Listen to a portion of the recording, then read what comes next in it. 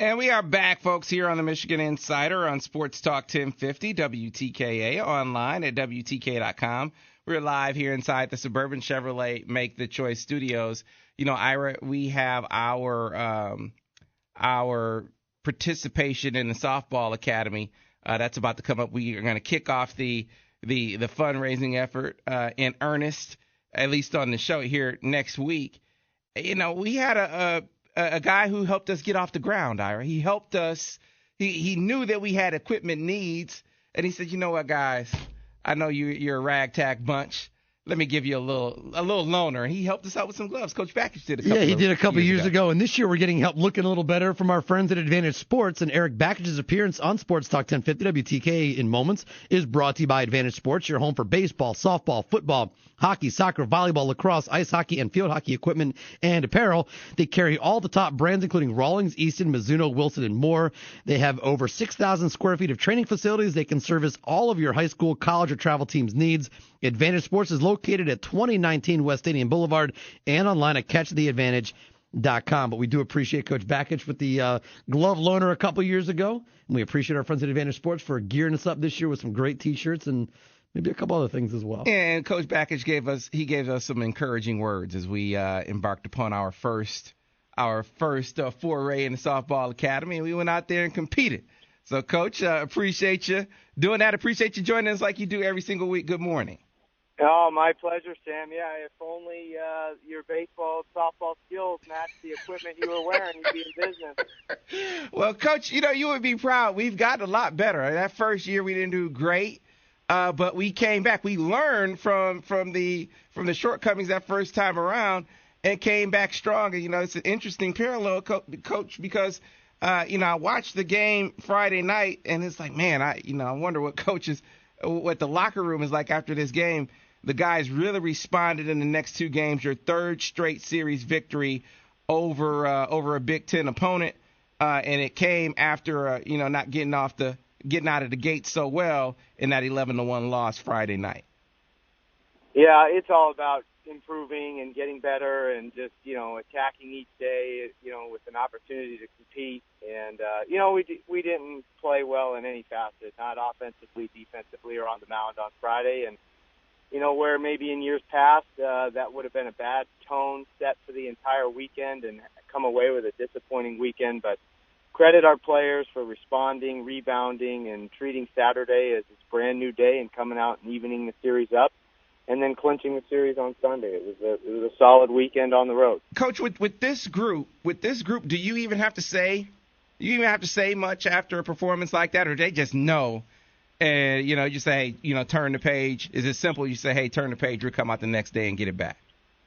Well, there's good and bad in every performance, win or lose. So, we kind of keep our routine the same. And, when we break down the game, we highlight the areas that we did well and keep doing those. And then we look at the areas that need improvement. And, so that list was a little bit longer, after Friday. But, our guys did a good job of making the adjustments and coming out Saturday and, having a quick case of amnesia and not thinking about what happened on Friday. We just put it behind us. It's over. It's history. It means nothing. It has no impact on the game on Saturday. And Saturday was, one game opportunity to compete and get after it, and our guys did that. Yeah, and so, you handed the ball to your freshman Ryan Newtoff, coach, 6 innings of one-run baseball. So, he did his part.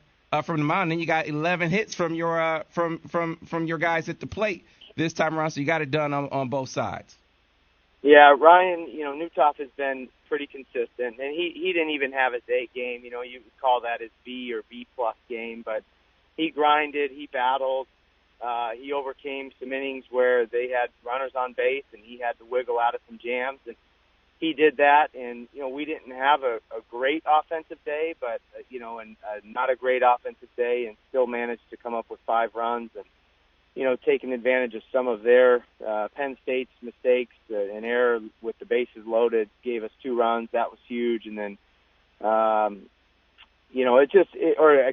was on Sunday, but it just a good job of our guys just finding a way to string together enough enough quality at bats to put up a 5 spot or put up 5 runs in the game and even the series up. Yeah, Coach, one of the things that kind of jumped out at me in that contest, I believe it was the 6th or 7th inning. I can't remember which one. But you got a couple of insurance runs and guys not trying to do too much at the plate. You scored on a couple of sac flies, and those to me, when you see guys go up and give themselves up and not try to do too much at the plate, just plate some runs, that speaks to me, the maturity of the team kind of shining through. Yeah, there was a situation there where I believe it was 2nd and 3rd and nobody out, or it might have been even bases loaded. I can't recall, but it was we got two execution plays in one swing, where one swing enabled the runner from 3rd to tag up and score, and also enabled the runner from 2nd to tag up and go to 3rd, which then set up the next sac fly situation. So situational hitting is huge in any game. A lot of times in close games, the difference in the outcome of the game can be traced back to a couple of swings here, a couple of plays there, a couple of pitches here, and certainly those 2 sac flies were big in the outcome of getting that win. All right, and then, Coach, you get to Sunday, and it's about winning series. Learn the lesson from, you're going to lose some games, but, hey, just take 2 of 3, and you did that with the clincher on Sunday where you won that one 8-3. Yeah, we got a good performance from Brett Adcock. He had a quality start. He went 6 innings.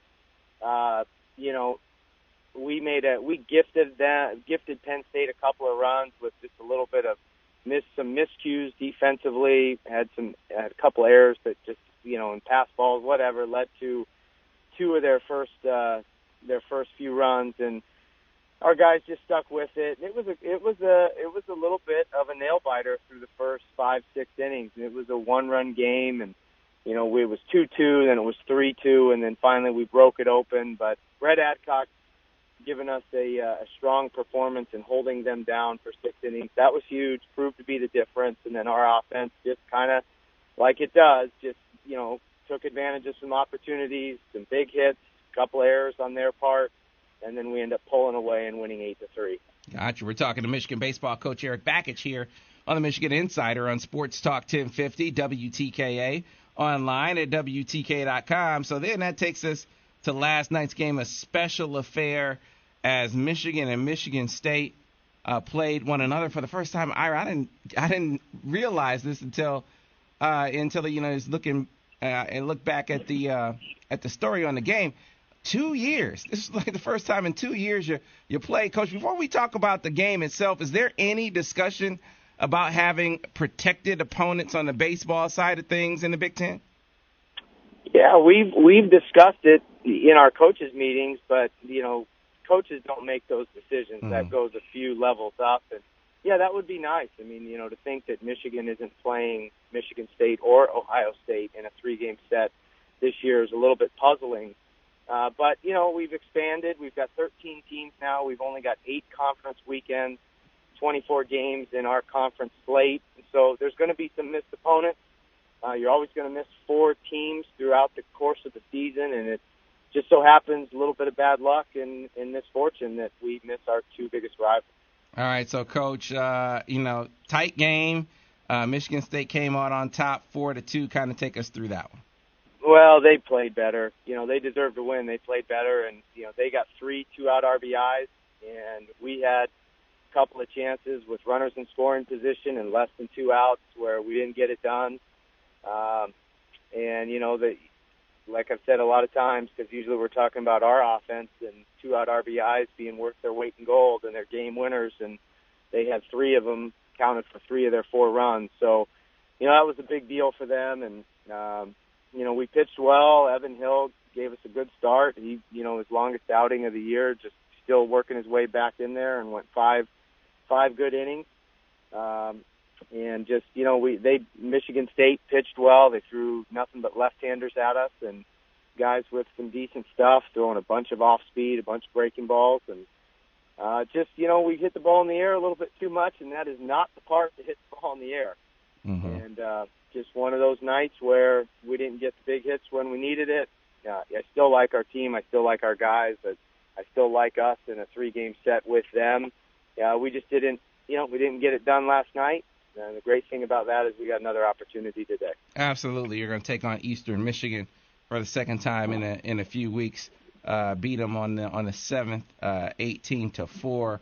They'll be at the Wilpon Complex, so you'll have a chance, folks, to go out and catch the Maize and Blue in action again today. But, Coach, you've already talked to us about Eastern Michigan. Let's look. No, you aren't looking ahead of them with your team, but kind of look ahead of them with us. And tell us about Purdue. As Purdue comes to town, you guys have a nice little run going of series victories in the Big Ten. Talk about Purdue and what they're going to bring to the table. Sure. Yeah, well, it's nice. Our schedule, as far as playing at home, we've got 4 of the next 5 weekends. 15 of the next 20 games are going to be at Ray Fisher Stadium. And after being on the road for 8 of the first 9 weeks of the season, we're certainly looking forward to playing in front of our home fans. And, hopefully the weather will be nice. It's forecasted to be nice this weekend. Purdue's a team that really scheduled tough in the early part of the year. I mean, they took on the SEC, they took on some top teams in the country and didn't get off to a great start. Haven't necessarily played to probably the level that they have wanted to this season. But like I've said before, it doesn't matter. Mm-hmm. I mean, anyone can beat you on any given day. There's a lot of parity in college baseball right now, and it doesn't matter if you don't play well. You're not gonna win. And so we're just kind of focused on us. And if we play the way we're capable of playing, I feel really good about our chances in this series. But we got to do it. We got to get it done. I mean, we play like we played last Friday, then we're gonna have a setback, and that's just can't happen. And I think our guys understand that, and we've deep enough into the season that we know the importance of attacking on the mound, attacking the strike zone with quality pitches, and stringing together quality at-bats. We've just seen the results on the positive side of things enough now to know, what it takes to win baseball games. And, that's what we focus on. We focus on how to do it, not the result itself. So I like our chances in this series, but we're going to have to bring a lot of energy and aggression and toughness to this weekend. Well, Coach, I mean, we heard the talking points, and they seem to be ringing true on the field.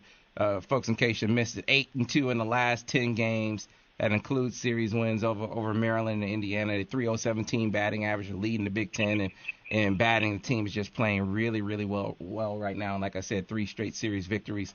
So let's try to make it 4, Coach. Good luck today against Eastern Michigan. Folks, you can make it on out and see the Wolverines over at Ray Fisher Stadium. $1 tickets. So make it on out and support the Maize and Blue. And then, of course, this weekend against Purdue. Coach, good luck tonight, and then, of course, into the weekend, and we'll talk to you next week. All right, thank you, Sam. Yeah, $1 tonight. That's a heck of a deal. I mean, come on, let's go, guys. Let's do it. There you go, Coach. And great weather to boot. All right. That's it. There it is. All right, Coach. Thanks a lot. He just said it.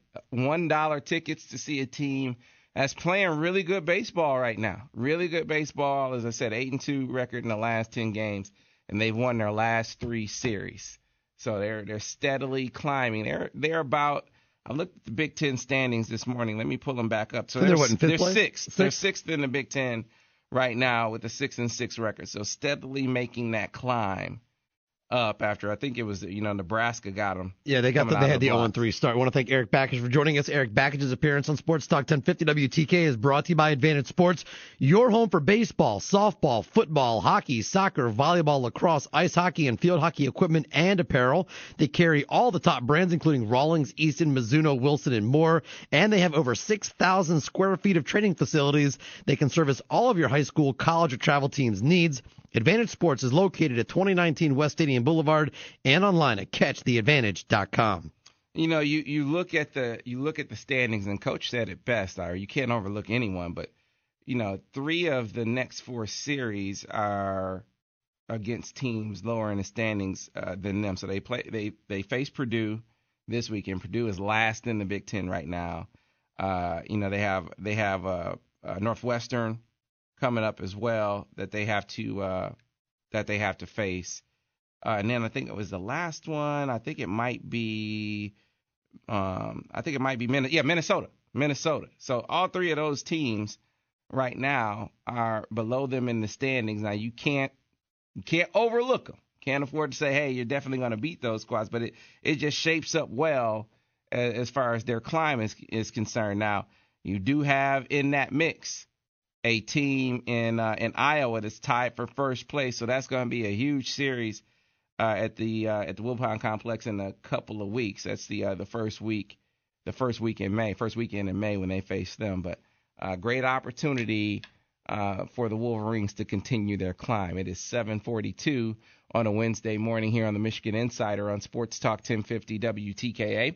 Recruiting roundup on the other side. If you have those recruiting questions, now is the time to get them fired up. A little more information on Kenny Williams, who we told you a couple of days. Look for that to escalate fairly quickly.